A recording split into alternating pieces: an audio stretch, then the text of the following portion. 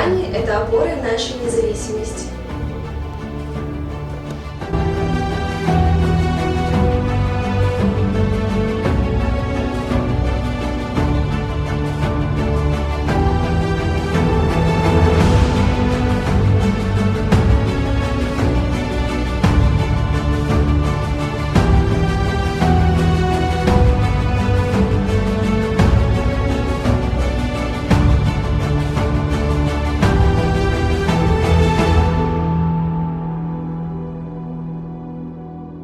Бүгін көктемнің алғашқы күні.